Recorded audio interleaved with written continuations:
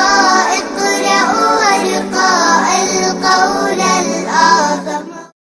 وہ مٹی کے گھر بناتا ہے اور اسے توڑ دیتا ہے کیونکہ اسے مادی چیزوں سے محبت نہیں ہوتی۔ وہ لڑتا ہے لیکن کچھ ہی دیر بعد سب کچھ بھول جاتا ہے۔ السلام علیکم، آپ دیکھ رہے ہیں سنو سمجھو مانو۔ میں آج آپ کو یہ بتاؤں گی کہ ہمارا بچپن ہمارا عظیم رہنما کیسے ہے، اور میں نے ہمارے بچپن کو اپنا عظیم رہنما کیوں کہا ہے۔ یقین ہے مجھے کہ آپ نے اس سے پہلے کبھی اس بارے میں نہیں سوچا ہوگا۔ چلیں اب میں آپ کو بتاتی ہوں۔ آپ سب کو یہ تو یاد ہوگا ہی کہ جب بچپن میں ہم اپنے دوستوں کے ساتھ کھیلا کرتے تھے تو ہمیں کسی بات سے کوئی فرق نہیں پڑتا تھا۔ اگر ہمارے اور دوستوں کے درمیان جھگڑا ہو جاتا تو ہم تھوڑی ہی دیر بعد آپس میں بات کرنے لگ جاتے تھے۔ اگر ہم کھیل رہے ہوتے تھے اور کسی کو ہماری چیز کی ضرورت ہوتی تو ہم فوراً اسے دے دیتے تھے۔ اگر امی نے کوئی کام کہہ دیا تو فوراً یہ کہنا کہ میں نے کرنا ہے، اپنے کسی بھی بھائی کو یہ کام نہ کرنے دیتے۔ بہن بھائیوں سے اس بات پر جھگڑا کرتے کہ امی میری ہیں، امی میری ہیں،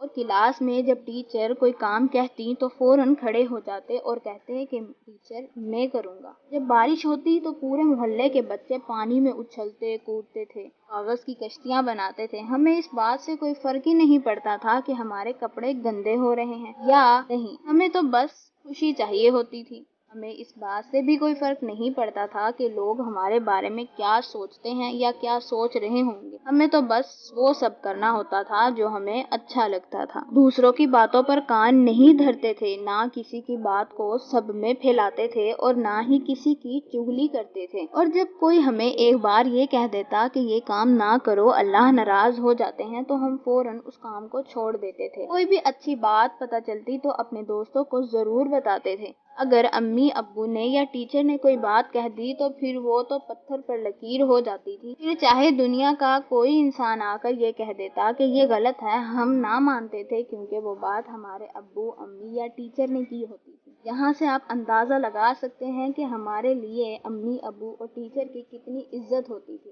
لیکن آج ہم کہاں عزت کرتے ہیں، ہم ان کو وہ مرتبہ نہیں دیتے۔ ہم کیا تھے اور اب ہم کیا کر رہے ہیں؟